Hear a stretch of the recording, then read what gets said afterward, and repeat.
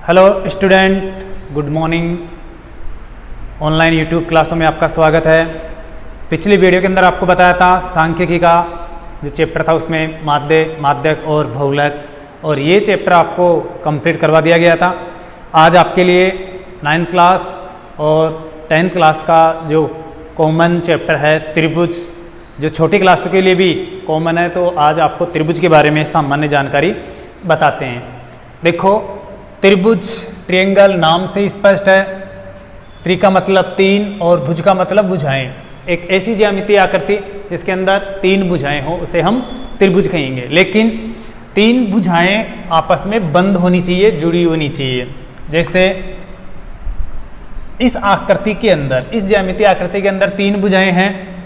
जैसे मान लेते हैं ये ए बी सी और D, A B B C और सी डी, ये तीन भुजाएं हैं, लेकिन ये तीनों भुजाएं आपस में बंद नहीं हैं, तो इसको हम त्रिभुज नहीं कह सकते।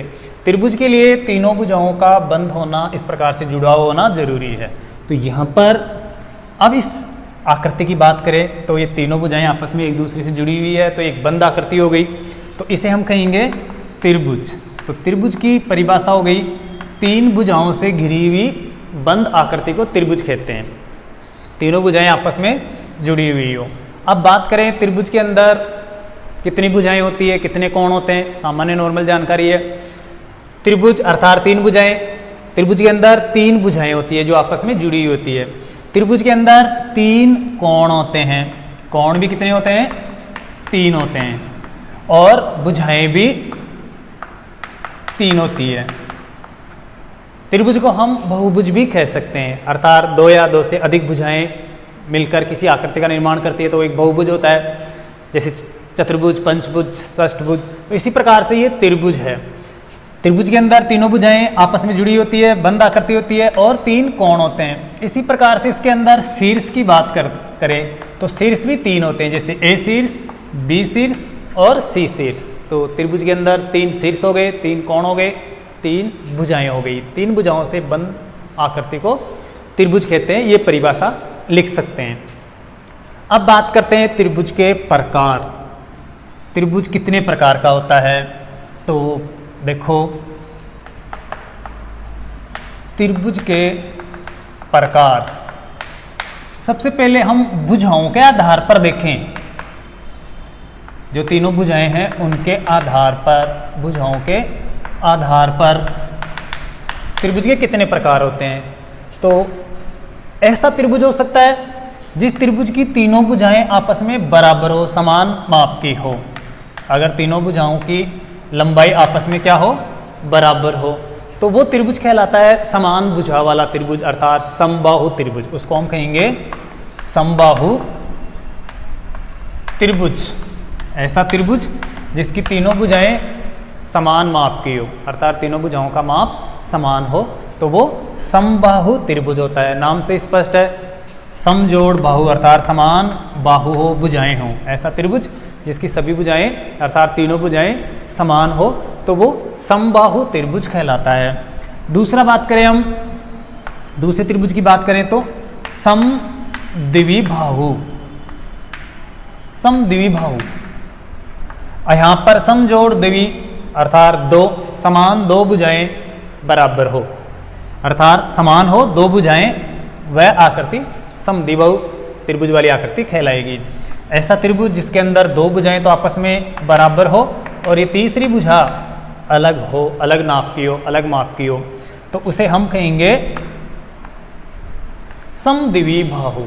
तो समद्विबाहु त्रिभुज की परिभाषा हो गई, ऐसा त्रिभुज जिसकी दो भुजाएं परस्पर आपस में समान नाप की हो और तीसरी भुजा का माप उनसे अलग हो, तो वो समद्विबाहु त्रिभुज कहलाता है। तीसरी जो त्रिभुज होती है, तीसरा जो प्रकार होता है वो है विषमबाहु। विषमबाहु त्रिभुज नाम से स्पष्ट है, विषम का मतलब असमान हो, अलग अलग हो, और बाहु भुजाएं त्रिभुज, अर्थात ऐसा त्रिभुज जिसकी तीनों ही भुजाएं अलग अलग माप की हो, वो त्रिभुज क्या कहलाएगा, विषम बाहु त्रिभुज। ऐसा त्रिभुज जिसकी तीनों भुजाएं अलग अलग माप की हो, वह त्रिभुज विषमबाहु त्रिभुज कहलाता है। तो इस प्रकार से हम भुजाओं के आधार पर त्रिभुज के प्रकारों की बात करते हैं। तो त्रिभुज के 3 प्रकार हो गए, समबाहु त्रिभुज, समद्विबाहु त्रिभुज और विषमबाहु त्रिभुज। समबाहु त्रिभुज ऐसा त्रिभुज जिसकी तीनों भुजाएं समान माप की हो, और समद्विबाहु त्रिभुज ऐसा त्रिभुज जिसकी 2 भुजाएं समान माप की हो और तीसरी भुजा का माप अलग हो, वो त्रिभुज समद्विबाहु त्रिभुज कहलाता है। और एक ऐसा त्रिभुज जिसकी तीनों ही भुजाएं अलग अलग माप की हो, अलग अलग लंबाई की हो, वो त्रिभुज विषमबाहु त्रिभुज कहलाता है। तो इस प्रकार से त्रिभुज की भुजाओं के आधार पर ये 3 प्रकार हो गए। अब हम देखेंगे त्रिभुज के प्रकार कोणों के आधार पर, अर्थात त्रिभुज के अंदर जो 3 कोण होते हैं उन कोणों के आधार पर भी त्रिभुज के प्रकार बताए जा सकते हैं। कोण आप जानते हो, कोण, समकोण, न्यून कोण, अधिक कोण, ऐसे कोण। लेकिन यहाँ पर त्रिभुज के अंदर किस प्रकार के कोण हो हम उनकी बात करेंगे। कोणों के आधार पर भी त्रिभुज के 3 प्रकार होते हैं। एक तो समकोण त्रिभुज, समकोण त्रिभुज ऐसा त्रिभुज जिसके 2 कोणों का योगफल तीसरे कोण के समान हो, वो समकोण त्रिभुज कहलाता है। समकोण त्रिभुज की अगर हम परिभाषा दें तो एक ऐसा त्रिभुज जिसके 2 कोणों का योगफल तीसरे कोण के समान हो, तो वह समकोण त्रिभुज कहलाएगा। इसको आपको अच्छे से समझना है। हम इसको 90 डिग्री वाला त्रिभुज भी कह सकते हैं। ऐसा त्रिभुज जिसका कोई सा भी एक कोण 90 डिग्री का हो, उसे हम समकोण त्रिभुज भी कह सकते हैं, अर्थात वो भी समकोण त्रिभुज ही होता है।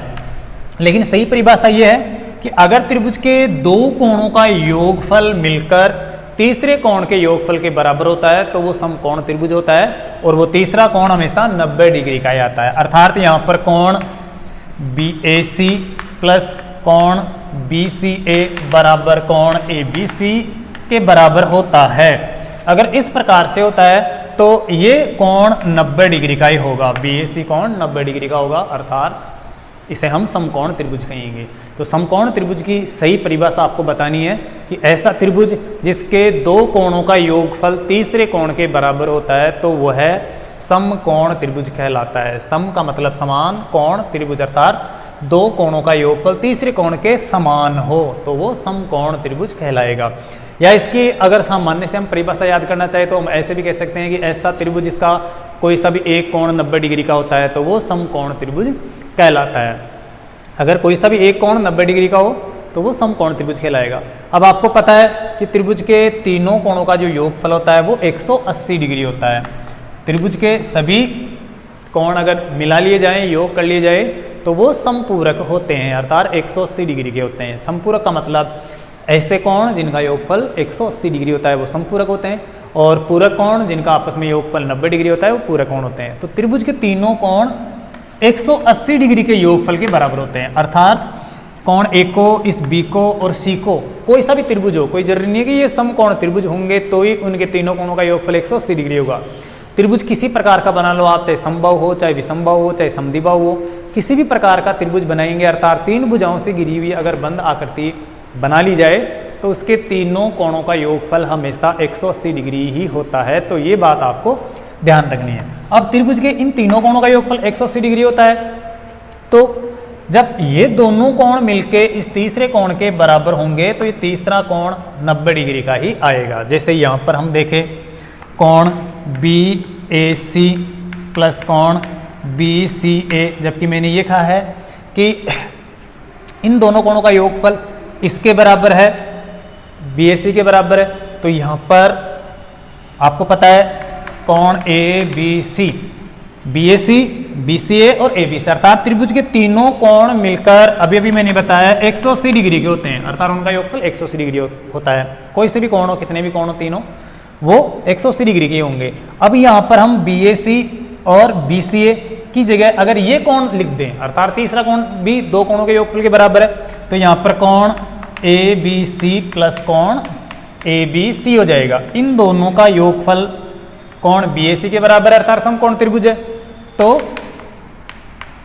इन दोनों की जगह हम BAC लिखेंगे, ये ABC लिखेंगे, यहाँ पर भी ABC, तो 2 ABC हो गए, 2 कोण ABC बराबर 80 डिग्री। तो हमें BAC का माप ज्ञात करना हो तो आप 2 से भाग दे दो, कोण ABC बराबर हो जाएगा 90 डिग्री, अर्थात ये कोण 90 डिग्री आएगा। तो ये हम बाद में आपको बताएंगे। कुल मिला के आपको ये समझना है कि अगर किसी त्रिभुज के 2 कोणों का योगफल तीसरे कोण के बराबर होता है तो वो त्रिभुज समकोण त्रिभुज होता है और उसका वो तीसरा कोण हमेशा 90 डिग्री का ही आता है। इसलिए हम ये भी कह सकते हैं कि समकोण जो त्रिभुज होता है उसका एक कोण 90 डिग्री का होता है, या समकोण त्रिभुज को, अर्थात जिस त्रिभुज का एक कोण 90 डिग्री का होता है उसे हम समकोण त्रिभुज भी कह सकते हैं। तो ये हो गया समकोण त्रिभुज का प्रकार या परिभाषा। ऐसा त्रिभुज जिसके 2 कोणों का योगफल तीसरे कोण के बराबर हो वह समकोण त्रिभुज होता है, या ऐसा त्रिभुज जिसके अंदर कोई सा भी एक कोण 90 डिग्री का होता है वो समकोण त्रिभुज होता है। दूसरा प्रकार हम बताएं तो होता है अधिक कोण त्रिभुज। अधिक कोण त्रिभुज,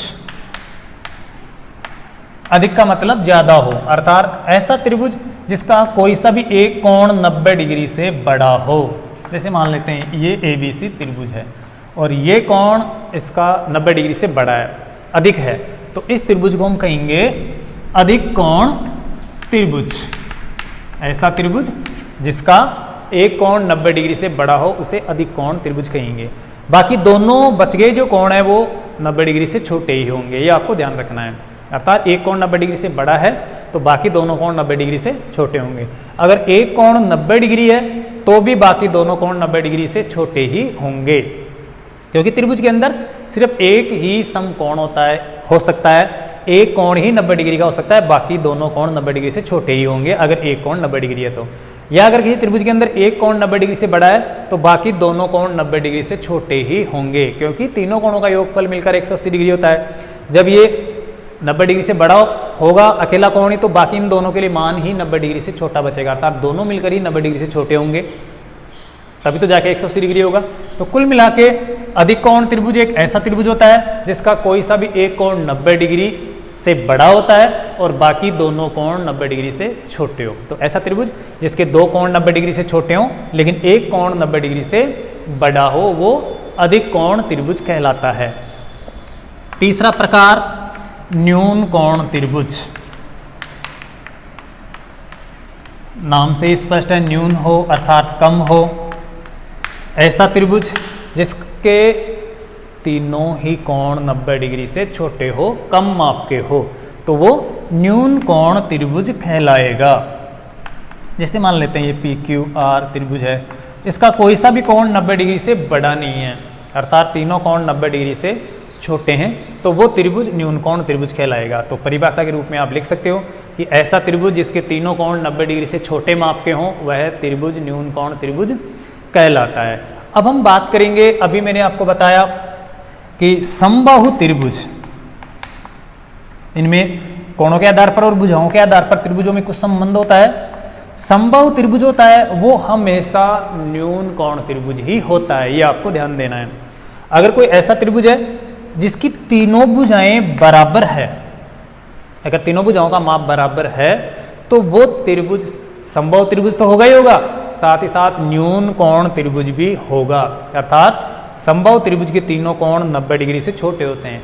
दूसरी बात, ये कोई जरूरी नहीं है कि अगर कोई त्रिभुज न्यून कोण है तो वो समबाहु त्रिभुज भी हो ही, ये कोई जरूरी नहीं है। न्यून कोण त्रिभुज विसमबाहु त्रिभुज भी हो सकता है, लेकिन अगर समबाहु त्रिभुज है तो वो न्यून कोण त्रिभुज होगा ही, ये आपको ध्यान रखना है। अर्थात अगर कोई त्रिभुज समबाहु त्रिभुज है तो वो न्यून कोण त्रिभुज भी है, लेकिन अगर कोई त्रिभुज न्यून कोण त्रिभुज अर्थात तीनों ही कोण 90 डिग्री से छोटे हैं तो इसका मतलब ये नहीं है कि वो समबाहु त्रिभुज है ही।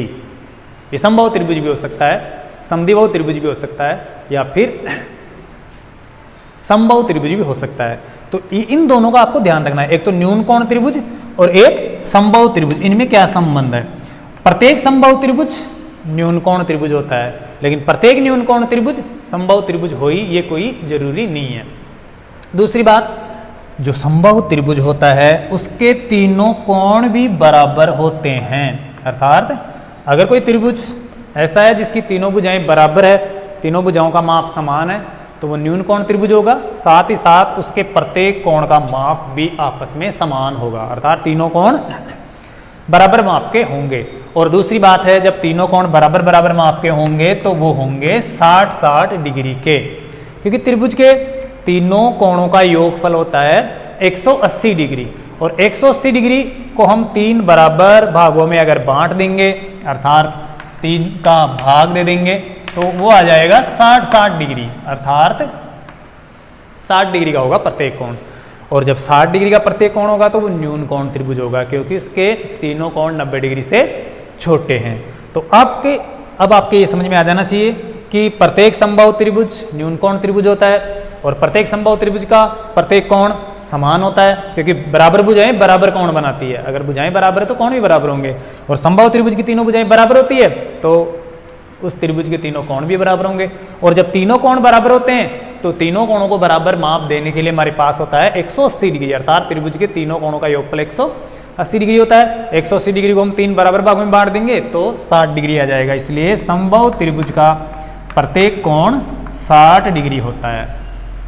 इससे कोई लेना देना नहीं है कि भुजाएं कितनी माप की हो, तीनों भुजाएं बराबर होनी चाहिए, फिर चाहे कितनी बड़ी खींचो चाहे कितनी। अर्थात कोई छोटा सा अगर समबाहु त्रिभुज बनाओगे आप जिसकी तीनों भुजाएं बराबर है तो भी उसका प्रत्येक कोण 60-60 डिग्री का ही आएगा, वो न्यून कोण त्रिभुज ही होगा।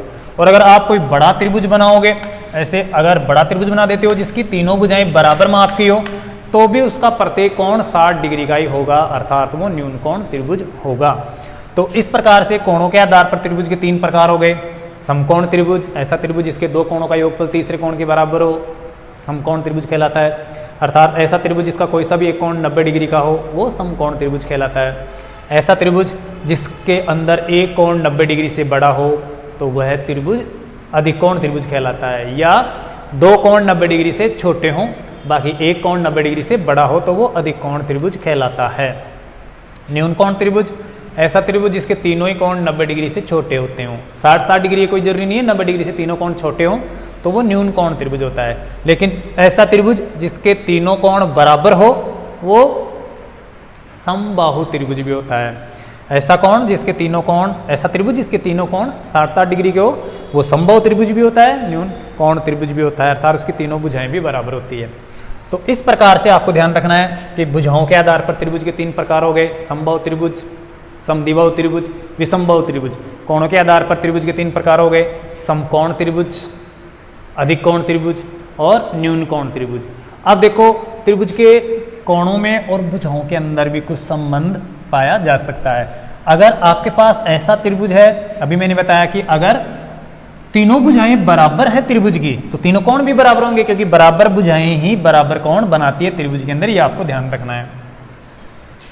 और अगर किसी त्रिभुज के अंदर 2 भुजाएं बराबर होती है, जैसे इस त्रिभुज के अंदर ये दोनों भुजाएं बराबर अर्थात समद्विबाहु त्रिभुज है और ये BC भुजा का माप अलग है, तो ये कोण B और C भी बराबरी होंगे, अर्थात कोण B बराबर कोण C होगा अगर AB बराबर AC है। तो अगर ये AC और AB भुजा बराबर है तो त्रिभुज के ये दोनों कोण भी आपस में बराबर होंगे। तो कुल मिला के बराबर भुजाएं बराबर कोण बनाती है। अगर 2 भुजाएं त्रिभुज की बराबर है तो त्रिभुज जो दोनों भुजाएं कोण बनाएंगी किसी अन्य भुजा पर वो दोनों कोण भी बराबर होंगे।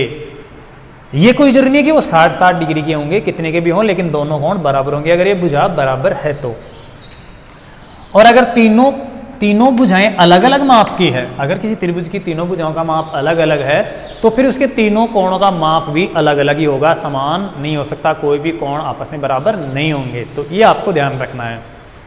तो इस प्रकार से कोणों और भुजाओं के अंदर त्रिभुज का जो संबंध पाया जाता है वो आपको याद होना चाहिए। अब देखो हम त्रिभुज को एक प्रकार से बहुभुज मानते हैं। त्रिभुज भी क्या है? एक बहुभुज है। बहुभुज जिसके अंदर 2 से अधिक भुजाएं हों वो बहुभुज होता है। और ये जो त्रिभुज है, मान लेते हैं ये त्रिभुज है A, B और C। ये A कोण है, ये B कोण है और ये C कोण है। इस त्रिभुज के अंदर 3 कोण होते हैं, अर्थात त्रिभुज 3 कोण बनाती है अंदर। एक तो होते हैं इसके अंतः कोण,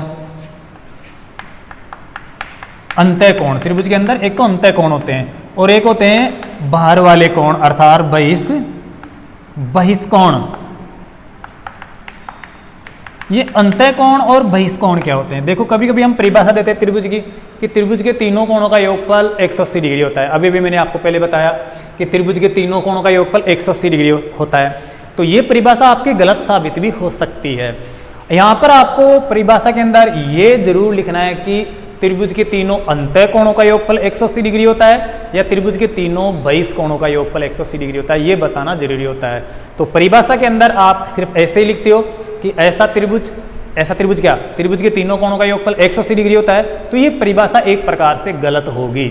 अर्थात आपको लिखना चाहिए कि त्रिभुज के तीनों अंतःकोणों का योगफल समपूरक होता है, अर्थात त्रिभुज के तीनों अंतःकोणों का योगफल 180 डिग्री होता है। ये लिखना चाहिए आपको कभी भी परिभाषा के अंदर। त्रिभुज जिसके तीनों अंतःकोणों का योगफल 180 डिग्री होता है। अगर हम ऐसे लिख देंगे कि त्रिभुज के तीनों कोणों का योगफल 180 डिग्री है, तो त्रिभुज के तीन कोण तो बहिष्कोण भी होते हैं। ये बाहर वाले कोण भी त्रिभुज के ही हैं, अर्थात ये तीनों भुजाएं बना रही है, एक और ये दो और ये तीन, अर्थात तीन बहिष्कोण हो गए, तीन ही अंतःकोण हो गए। अंदर भी तीन कोण है, बाहर भी तीन कोण है। तो ये अंदर वाले जो तीनों कोण है वो हमेशा 180 डिग्री के होते हैं योगफल में, लेकिन ये जो बाहर वाले कोण होते हैं ये तीनों कोण मिलके हमेशा 360 डिग्री के होते हैं। ये आपको ध्यान रखना है। तो त्रिभुज के तीनों बहिष्कोणों का योगफल हमेशा 360 डिग्री होता है। त्रिभुज के तीनों बाहर वाले जो बहिष्कोण है उनका योगफल मिलकर हमेशा 360 डिग्री होता है, जबकि त्रिभुज के तीनों अंतःकोणों का योगफल हमेशा 180 डिग्री होता है। अब देखो यहां पर हम बात करें कि त्रिभुज एक बहुभुज है, अर्थात त्रिभुज क्या है, बहुभुज। तो यहां पर इस बहुभुज के बहिष्कोणों का योगफल 360 डिग्री है, लेकिन एक सबसे विशेष महत्वपूर्ण बात यह है कि चाहे से त्रिभुज हो चाहे से चतुर्भुज हो, कोई सा भी बहुभुज हो, उसके सभी बहिष्कोणों का योगफल हमेशा कितना होता है,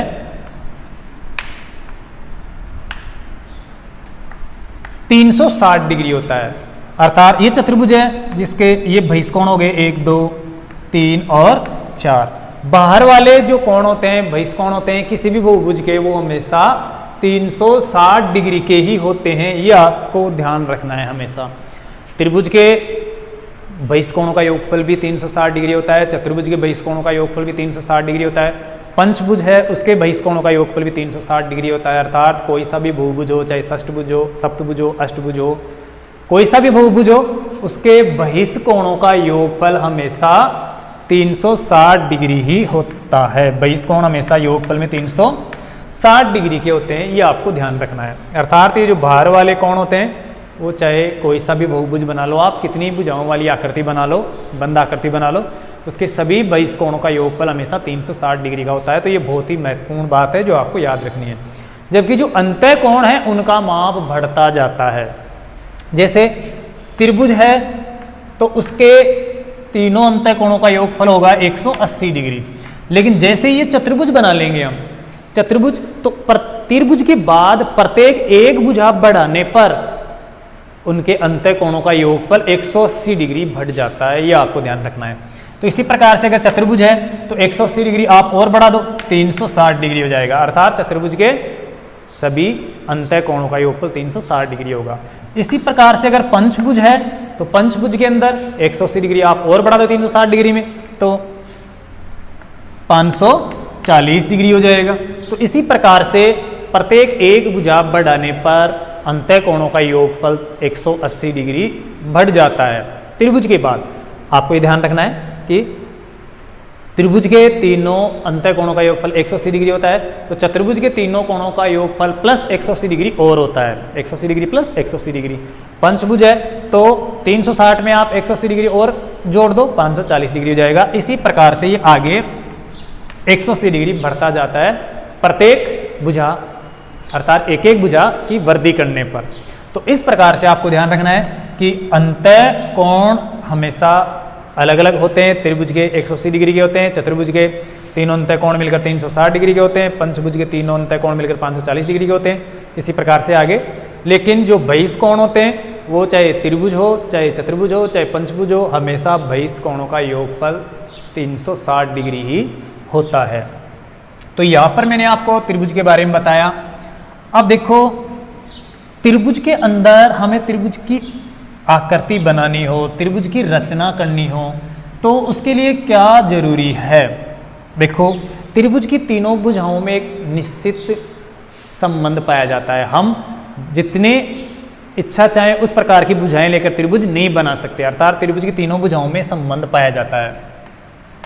जो तीनों भुजाएं होती है उनमें उनकी माप जो है उनमें एक निश्चित संबंध पाया जाता है। जैसे मान लेते हो मैं यहाँ पर एक त्रिभुज बना दिया, मैंने यहाँ पर ये ABC त्रिभुज है और यहाँ पर इसकी भुजा जैसे माप ले लिया, ये 5 सेमी है और ये मान लेते हैं 6 सेमी है और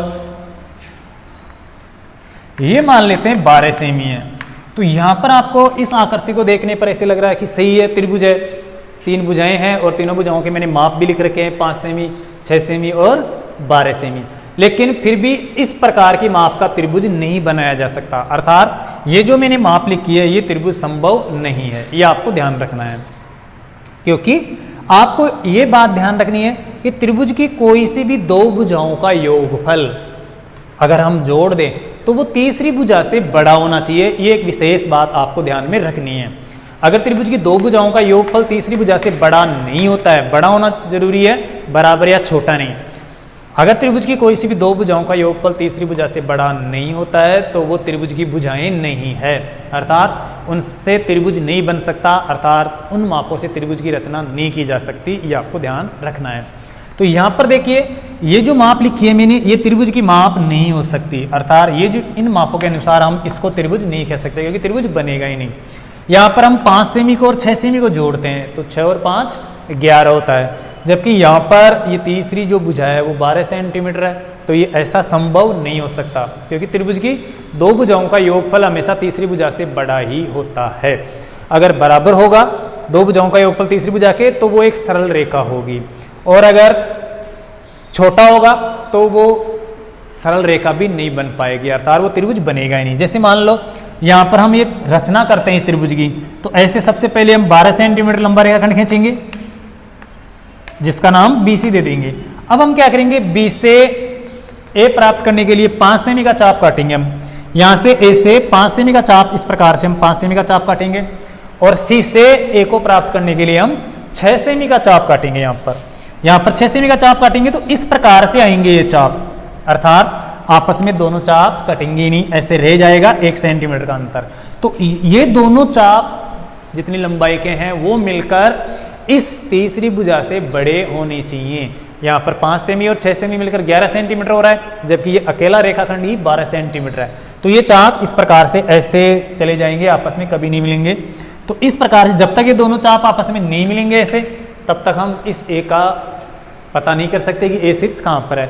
यहाँ पर आ रहा है, ये यहाँ पर आ रहा है 1 सेंटीमीटर, जो एक्स्ट्रा लंबाई है इसकी ये 12 सेंटीमीटर, जबकि ये 6 और 5 11 रह गया, तो इस प्रकार से इसको छोड़ देगा। तो त्रिभुज नहीं बनाया जा सकता, त्रिभुज की रचना नहीं की जा सकती, अर्थात इस प्रकार की माप का त्रिभुज नहीं हो सकता। लेकिन कुछ छात्र क्या करते हैं, जैसे 8वीं क्लास में 9th क्लास में ऐसे क्वेश्चन आते हैं कि दी गई माप के आधार पर जांच कीजिए कि क्या ये त्रिभुज की भुजाएं हो सकती है, अर्थात है या नहीं है। तो जैसे ऐसे लिख दिया 5 सेमी, 6 सेमी और फिर 12 सेमी, और उनसे पूछा जाता है कि क्या ये त्रिभुज की भुजाएं हैं या हो सकती है या नहीं है। तो यहाँ पर देखो कुछ छात्र इन दोनों भुजाओं को जोड़ लेते हैं। मैंने बताया कि त्रिभुज की 2 भुजाओं का योग तीसरी से बड़ा होना चाहिए, तो यहाँ पर 6 सेमी को और 12 सेमी को वो जोड़ लेंगे। 6 और 12 18 सेंटीमीटर होता है, और बच गई तीसरी भुजा 5 सेंटीमीटर है। तो वो सोचेंगे कि 2 भुजाओं का योगफल तीसरी भुजा से बड़ा है, इसका मतलब त्रिभुज की भुजाएं हैं ये। 6 सेमी और 12 सेमी का योगफल कितना हो रहा है, 18 सेमी, 5 सेमी से बड़ा है, अर्थात 2 भुजाओं का योग तीसरी से बड़ा है, इसका मतलब त्रिभुज की भुजाएं हैं। लेकिन ऐसा नहीं, कोई सी भी 2 भुजाओं का योगफल तीसरी से बड़ा होना ही चाहिए। कुछ छात्र ऐसे करते हैं, जैसे 5 सेमी को और 12 सेमी को जोड़ेंगे, 5 और 12 17 सेमी हो जाएगा। वो देखेंगे कि 17 सेंटीमीटर 6 सेमी से ज़्यादा है, इसका मतलब ये त्रिभुज की भुजाएं हैं। तो ऐसा नहीं, आपको कोई सी भी दो भुजाओं को जोड़कर तीसरी भुजा से तुलना करनी है। ऐसा नहीं कि इन दोनों को जोड़ के देखें या फिर इन दोनों को जोड़ के देखें, आपको इन दोनों भुजाओं को भी जोड़ के देखना है। तो कुल मिला के जांच करने का तरीका है कि त्रिभुज की जो सबसे छोटी भुजाएं हैं दो, सबसे दो छोटी भुजाओं का योगफल बच गई तीसरी बड़ी भुजा से बड़ा होना चाहिए। तो यहाँ पर इन तीनों भुजाओं में सबसे जो छोटी भुजा है उनको आपको जोड़ के देखना है। ऐसे इनको जोड़ के देखना, इनको जोड़ के देखना और फिर इन दोनों भुजाओं को जोड़ कर देखना, तो टाइम समय खराब करना हुआ। आप प्रारंभ में ही जो सबसे छोटी भुजा है उन दोनों छोटी भुजाओं को आप जोड़ लो। वो माप अगर तीसरी भुजा से बड़ा होता है तो वो तीनों भुजाएं त्रिभुज की भुजाएं होंगी, और अगर दोनों भुजाओं का योगफल तीसरी भुजा से बड़ा नहीं होता है तो वो त्रिभुज की भुजाएं नहीं है। ऐसा कोई त्रिभुज नहीं हो सकता, ऐसे त्रिभुज का अस्तित्व भी नहीं होगा जिसका हम यहाँ पर चित्र बना सके या जिसकी हम रचना कर सकें। तो ये आपको ध्यान रखना है कि हमेशा त्रिभुज की सबसे दो छोटी भुजाओं का योगफल तीसरी भुजा से बड़ा ही होता है, या दो भुजाओं का योगफल तीसरी भुजा से बड़ा होता है। ये आपको ध्यान रखना है। कुछ छात्र इसको इस प्रकार से समझ लेते हैं कि अगर बराबर है तो भी त्रिभुज की भुजाएं होंगी। जैसे मैं यहाँ पर आपको लिख दूं कि 4 सेमी और 6 सेमी और तीसरी भुजा है 10 सेमी। तो यहाँ पर देखेंगे कि दो भुजाओं का योगफल तीसरी भुजा से छोटा नहीं है, छोटा न होने के कारण वो त्रिभुज की भुजाएं मान लेंगे, क्योंकि 6 सेमी और 4 सेमी, 4 सेमी और 6 सेमी मिलकर 10 सेमी हो गया। जबकि तीसरी भुजा भी 10 सेमी है तो वो देखेंगे कि छोटा नहीं है माप, इसका मतलब त्रिभुज की भुजाएं हैं, तो ऐसा भी मानना गलत है। अर्थात त्रिभुज की दो भुजाओं का योगफल तीसरी भुजा से बड़ा ही होना चाहिए, बराबर भी नहीं या छोटा नहीं। अगर ऐसा कोई क्वेश्चन है, आपको ऐसे दे दिया जाए कि एक त्रिभुज की जो भुजा है वो 4 सेमी, 6 सेमी और 10 सेमी है, आप इस त्रिभुज की रचना कीजिए। तो जैसे मान लो हम सबसे पहले 10 सेंटीमीटर लंबा रेखाखंड खींच लें, ये 10 सेमी लंबा रेखाखंड है, मान लेते हैं ए और बी नाम दे दिया। अब आप तीसरा शीर्ष ज्ञात करने के लिए एक तो 4 सेमी का चाप काटोगे और दूसरा बच गया 6 सेमी का। तो इस प्रकार से आप 4 सेमी का चाप काटोगे, ऐसे चाप आएगा एक, और यहाँ पर 6 सेमी का चाप काटना है तो इधर से हम बी से 6 सेमी का चाप काटेंगे, तो इस प्रकार से आएगा, इसके स्पर्श करता हुआ जाएगा। अर्थात तीसरा जो शीर्ष होगा वो इसी रेखाखंड के ऊपर आ जाएगा, तो वो एक प्रकार से सरल रेखा बन जाएगी, अर्थात एक सीधी रेखा बनेगी। तो सीधी रेखा बनेगी तो ये त्रिभुज नहीं है, क्योंकि त्रिभुज के तीनों शीर्ष असंरेखीय होते हैं। अर्थात अगर 3 बिंदु एक ही रेखा पे हो, संरेखीय हो, तो वो त्रिभुज के शीर्ष नहीं हो सकते। त्रिभुज के तीनों शीर्ष हमेशा असंरेखीय होते हैं, अर्थात एक रेखा पे नहीं होते, ऐसे अलग अलग एक सरल रेखा पे नहीं होते हैं, अलग अलग होते हैं। तभी उन तीनों बिंदुओं को मिलाने से एक त्रिभुजाकार आकृति प्राप्त होती है। तो त्रिभुज की दो भुजाओं का योगफल भी तीसरी भुजा के बराबर नहीं होना चाहिए। अगर दो भुजाओं का योगफल तीसरी भुजा के बराबर है तो वो त्रिभुज ही नहीं है, अर्थात दो भुजाओं का योगफल तीसरी भुजा से बड़ा ही होना चाहिए। तो ये आपको ध्यान रखना है कि त्रिभुज की भुजाओं में क्या संबंध होता है। अर्थात त्रिभुज की दो भुजाओं का योगफल हमेशा तीसरी भुजा से बड़ा होता है। कहने का मतलब जो सबसे दो छोटी भुजाएं हैं उनको अगर हम जोड़ लें तो वो शेष बच गई बड़ी भुजा से ज़्यादा ही होना चाहिए, योगफल कम नहीं होना चाहिए या बराबर नहीं होना चाहिए। तो इस प्रकार से ये त्रिभुज की रचना की जा सकती है, त्रिभुज बनाया जा सकता है। अब देखो त्रिभुज के अंदर क्या क्या गुण होते हैं। आपने देखा है पाइथागोरस प्रमेय के अनुसार त्रिभुज के अंदर भुजाओं में क्या संबंध होता है, जो आपको मैंने पिछले वीडियो के अंदर बता दिया। अर्थात समकोण त्रिभुज,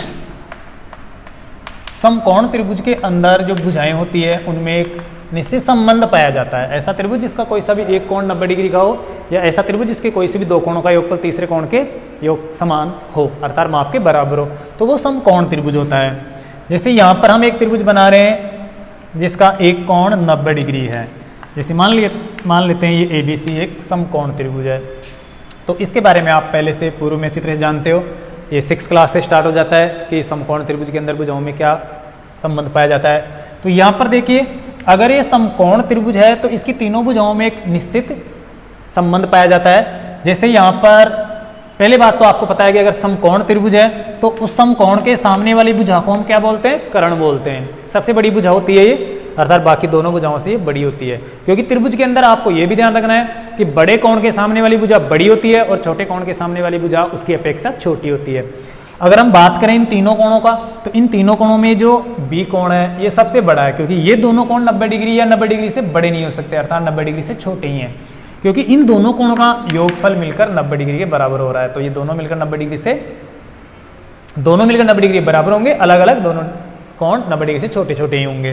तो समकोण त्रिभुज के सामने वाली भुजा, अर्थात समकोण के सामने वाली भुजा सबसे बड़ी भुजा होती है, इसको हम सबसे बड़ी भुजा भी कह सकते हैं, क्योंकि बड़े कोण के सामने वाली भुजा बड़ी होती है और छोटे कोण के सामने वाली भुजा छोटी होती है बड़े कोण की भुजा की माप के अपेक्षा।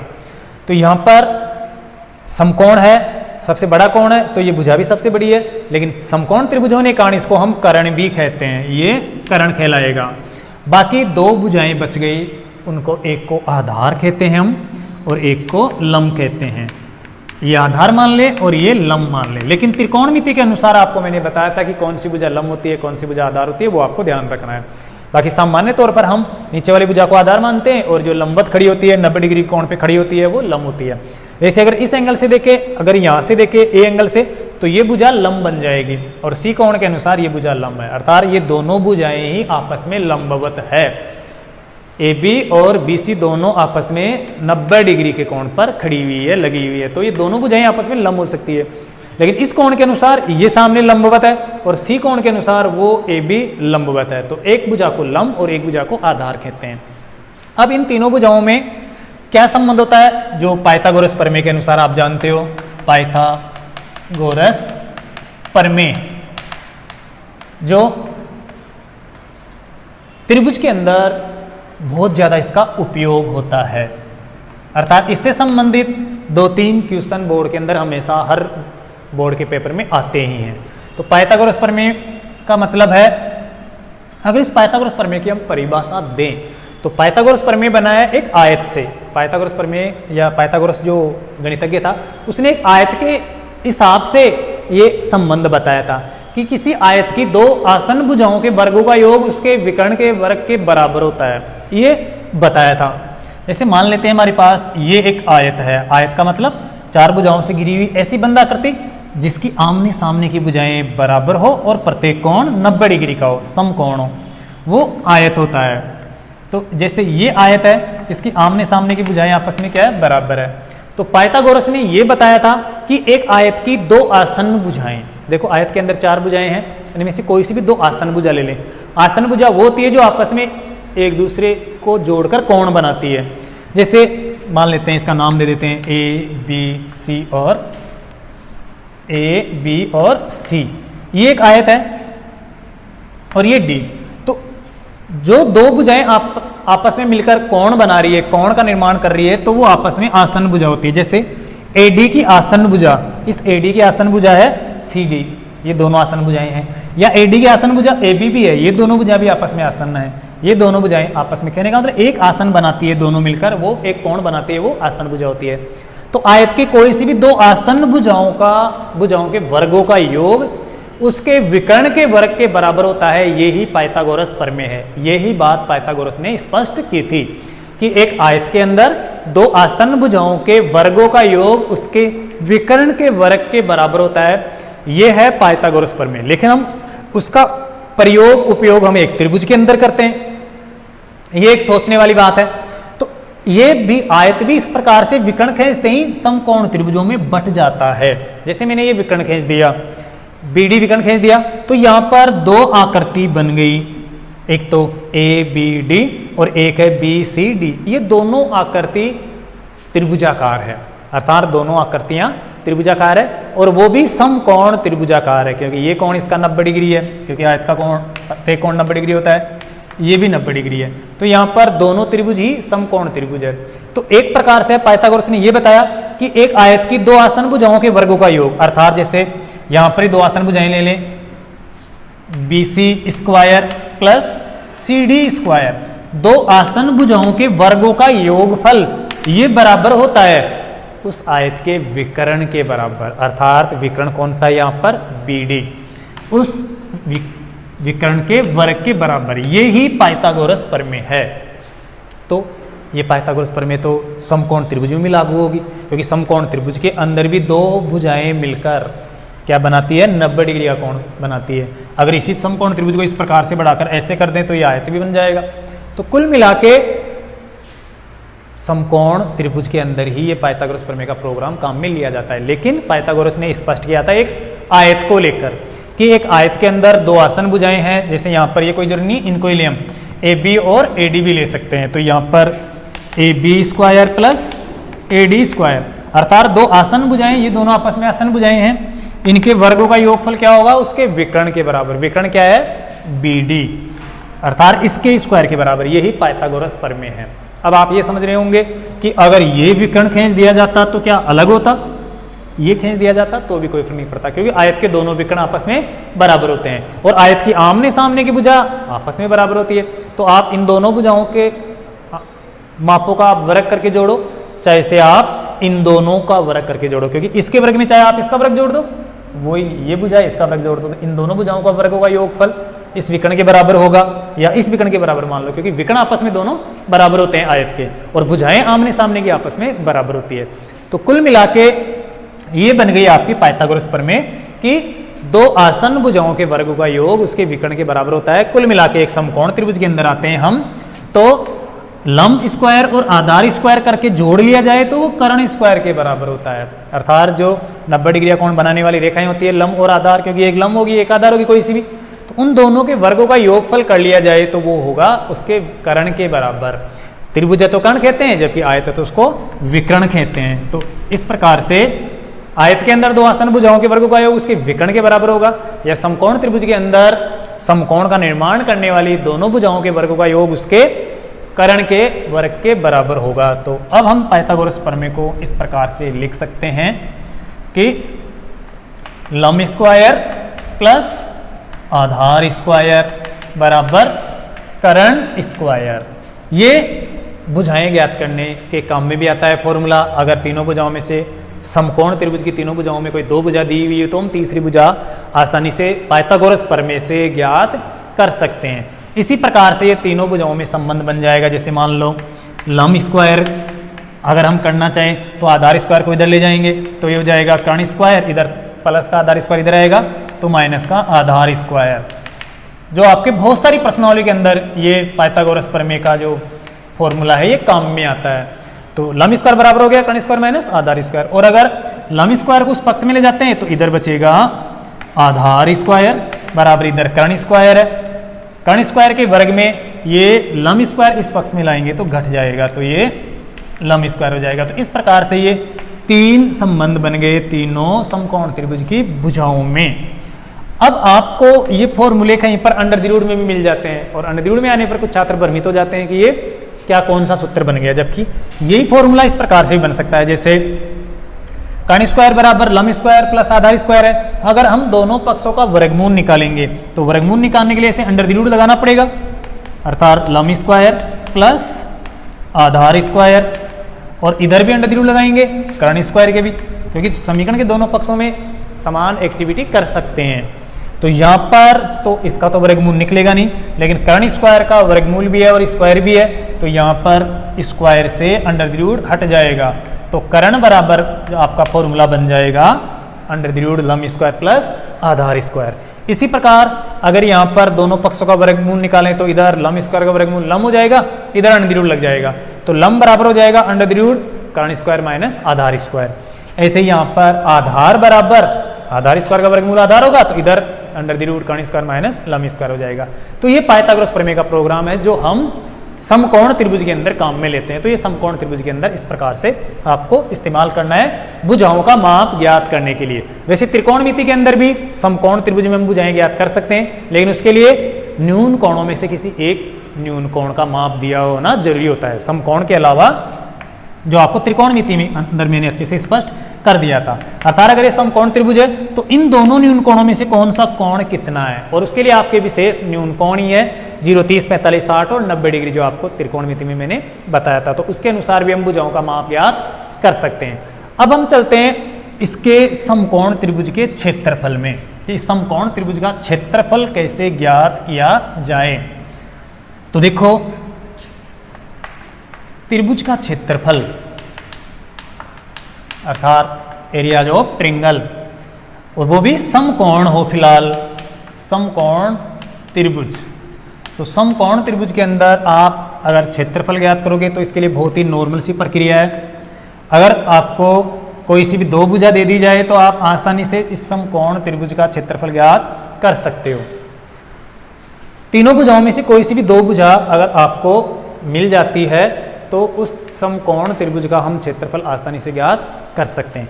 अब देखो कुछ छात्र क्या सोचते हैं कि समकोण त्रिभुज है लेकिन क्षेत्रफल निकालने के लिए इसकी ये जो दो भुजाएं हैं लंब और आधार यही दिया होना चाहिए। जैसे मान लेते हैं ये है 12 सेमी और ये 5 सेमी है, तो कुछ छात्र ये सोचते हैं कि ये लंब और आधार का माप दिया हुआ होगा तो ही समकोण त्रिभुज का क्षेत्रफल ज्ञात करेंगे। क्षेत्रफल का सूत्र है आधार इंटू ऊंचाई बटे हुए 2। इस प्रकार से हम त्रिभुज का क्षेत्रफल ज्ञात कर सकते हैं। यहाँ पर आधार 12 सेमी है और गुणा ऊंचाई है 5 सेमी और बटे हुए 2, तो 12 पंजे 60, 60 बटे हुए 2 और 60 का आधा हो गया 30 वर्ग सेमी। तो ये कोई जरूरी नहीं है कि आधार और लंब दिया हुआ हो तो ही हम क्षेत्रफल निकालें। अगर समकोण त्रिभुज है तो कोई सी भी दो भुजा आपको दी होनी चाहिए। आप तीसरी भुजा तो वैसे जैसे मान लेते हैं यहाँ पर ये कर्ण दे दिया 13 सेमी और आधार ये लंब दे दिया मान लेते हैं 5 सेमी और आपको इस समकोण त्रिभुज का क्षेत्रफल निकालना है। अब समकोण त्रिभुज का क्षेत्रफल निकालने के लिए तो आपको आधार और ऊंचाई चाहिए जिसके अंदर आप 2 का भाग दोगे तो क्षेत्रफल आ जाएगा। लेकिन इस समकोण त्रिभुज के अंदर आधार नहीं दिया हुआ, कर्ण दिया हुआ है और लंब दिया हुआ है, तो फिर इसका क्षेत्रफल कैसे निकाला जाए? तो इसके लिए आपको क्या करना है, पहले आप पाइथागोरस जो प्रमेय है उसके अनुसार आप आधार ज्ञात कर लो। आधार ज्ञात कर सकते हो और आधार ज्ञात करने का फॉर्मूला भी मैंने बताया है। आधार बराबर कर्ण स्क्वायर माइनस लंब स्क्वायर। इस प्रकार से आप ये जो BC है वो ज्ञात कर सकते हो। कर्ण है 13, 13 का वर्ग प्लस क्या माइनस 5 का वर्ग। इस प्रकार से करके घटा दो, BC का माप आपको मिल जाएगा। 13 का वर्ग होता है 169, 5 का वर्ग होता है 25, तो 169 में 25 घटाएंगे तो 144 आएगा और 144 का वर्गमूल होता है 12। तो इस प्रकार से ये ज्ञात कर सकते हैं। तो कुल मिला के आपको ये ध्यान रखना है कि समकोण त्रिभुज की कोई सी भी दो भुजा दी हुई हो तो हम उसका क्षेत्रफल ज्ञात कर सकते हैं आधार गुणा ऊंचाई बटे 2 से। तो इस प्रकार से भले ही आपको आधार और ऊंचाई न दी हुई हो, कर्ण दिया हुआ हो और कोई सी भुजा दी हुई हो, तो आप तीसरी भुजा ज्ञात करके फिर आधार और ऊंचाई को गुणा करके 2 से भाग दे सकते हो। अब इनमें कुछ छात्र ये नहीं समझ पाते हैं कि कौन सी भुजा आधार है कौन सी ऊंचाई है। देखो यहाँ पर आप ये लंबवत जो रेखाएं खड़ी है इनमें से किसी भी भुजा को लंब मान लो, ऊंचाई मान लो, अर्थात ये लंब ऊंचाई हो सकती है या ये ऊंचाई हो जाएगी, तो ये आधार बन जाएगा। अगर इसको आप ऊंचाई मानते हो तो ये आधार। कुल मिला के जो लंबवत रेखा है वही ऊंचाई है। तो एक को आधार एक को ऊंचाई या लंब मान लेना है आपको, इससे कोई फर्क नहीं पड़ता क्योंकि दोनों आपस में गुणा होंगे और भाग लगेगा 2 का। और अगर कर्ण दिया हुआ है तो आप पहले पाइथागोरस प्रमेय से दूसरी भुजा ज्ञात कर लो और फिर दोनों को गुणा करके 2 का भाग दे दो। तो इस प्रकार से ये आधार गुणा ऊंचाई हम समकोण त्रिभुज के अंदर क्षेत्रफल ज्ञात करने के लिए काम में लेते हैं। लेकिन जो त्रिभुज समकोण नहीं है उनमें भी ये आधार गुणा ऊंचाई वाला फॉर्मूला काम में लिया जा सकता है।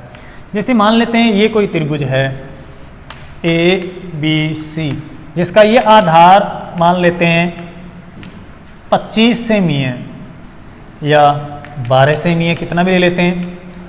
अब यहां पर ऊंचाई कौन सी होगी? देखो ये दो भुजाएं हैं, ऊंचाई हमेशा लंबवत होती है और ये दोनों रेखाएं इसके ऊपर लंबवत नहीं है, तो ये दोनों रेखाएं तो लंब ऊंचाई होगी नहीं। ऊंचाई होती है हमेशा एक भुजा पर लंबवत रेखा। त्रिभुज के अंदर इस प्रकार से अंदर ये भी ऊंचाई हो सकती है। और अगर ये माप दिया हुआ है जैसे मान लो 5 सेमी की ऊंचाई 5 सेमी है, तो आप आधार को 5 सेमी से गुणा करके 2 का भाग दे दो, तो ये हो जाएगा 12 गुणा 5 बटे हुए 2 बराबर वही 12 पंजे 60, तो 60 बटे हुए 2 गुणा 30 सेमी स्क्वायर जो भी है वो आ जाएगा। तो कुल मिला के किसी रेखा का माप दिया हुआ हो त्रिभुज के अंदर, कोई सी भी एक भुजा का माप दिया हुआ हो और उसके ऊपर एक लंबवत रेखा दी हो किसी शीर्ष से, तो वो त्रिभुज की ऊंचाई बन जाएगी। और हम आधार गुणा ऊंचाई बटे हुए 2 वाले फॉर्मूले से त्रिभुज का क्षेत्रफल ज्ञात कर लेंगे, आधार गुणा ऊंचाई बटे हुए 2 से। लेकिन देखो कुछ त्रिभुज ऐसे भी होते हैं जिनके अंदर लंबवत ऊंचाई नहीं दी हुई होती है। जैसे मान लेते हैं ये त्रिभुज है और ये त्रिभुज ऐसे दो समांतर रेखाओं के मध्य बन रहा है, अर्थात ये जो रेखाएं जा रही है वो मान लेते हैं समांतर रेखा है, जैसे पी क्यू और एस टी, ये दोनों समांतर रेखा है, पी क्यू समांतर एस टी, और इन दोनों समांतर रेखाओं के मध्य ये एक त्रिभुज बन रहा है जिसका ये जो आधार है BC, ये मान लेते हैं 12 सेमी या कुछ भी हो सकता है, 12 सेमी दिया हुआ है, और इन दोनों समांतर रेखाओं के बीच की दूरी दी हुई है, मान लेते हैं 5 सेमी या कुछ भी हो सकती है। यहां पर PQ और जो ST है उनके बीच की दूरी 5 सेमी दी हुई है, इनके मध्य ये त्रिभुज बन रहा है और आपको ज्ञात करना है इस त्रिभुज का क्षेत्रफल। तो इस त्रिभुज का क्षेत्रफल ज्ञात करने के लिए कुछ छात्र परेशानी में आ जाते हैं कि इसका आधार तो दिया हुआ है 12 सेमी, लेकिन ऊंचाई तो कुछ दी हुई ही नहीं है, क्षेत्रफल कैसे ज्ञात किया जाए। तो आपको देखना है कि यहाँ पर जो ऊंचाई है, ऊंचाई का मतलब होता है दोनों रेखाओं के बीच में लंबवत दूरी, सीधी दूरी, तो यहाँ पर ये 5 सेमी है। आप सब जानते हो कि दो समांतर रेखाओं के मध्य की दूरी हमेशा बराबर रहती है, चाहे वो कितनी आगे बढ़ाएं पीछे बढ़ाएं। तो यहाँ पर ये 5 सेमी दूरी है दोनों रेखाओं के बीच की दूरी, तो यहाँ पर भी अर्थात दोनों समांतर रेखाओं के बीच की दूरी ये भी कितनी होगी, 5 सेमी होगी। तो कुल मिला के इस त्रिभुज का क्षेत्रफल ज्ञात करने के लिए हम ऊंचाई लेंगे ये 5 सेमी जो बाहर की साइड में बाहर है। तो यहाँ पर आधार गुणा ऊंचाई अर्थात आधार 12 सेमी ले लेंगे, ऊंचाई 5 सेमी और 2 का भाग दे देंगे, तो इस त्रिभुज का क्षेत्रफल आ जाएगा। तो इस प्रकार से ऐसा त्रिभुज भी हो सकता है, जैसे मान लेते हैं ये एक त्रिभुज है और ये समांतर रेखा जा रही है, अगर ऐसे ये ऊंचाई दे दी जाए बाहर की तरफ में तो वही बात है त्रिभुज की ये ऊंचाई कहलाएगी। ये कोई जरूरी नहीं कि इसके अंदर ही हो ऊंचाई, अर्थात बाहर समांतर रेखाओं के जो बीच की दूरी होती है वो ही यहाँ पर त्रिभुज की ऊंचाई बन जाएगी, अगर ये त्रिभुज दोनों के अंदर बना हुआ है तो इस प्रकार से आप त्रिभुज का क्षेत्रफल ज्ञात कर सकते हो और त्रिभुज से संबंधित जो भी कुछ माप है वो ज्ञात कर सकते हो।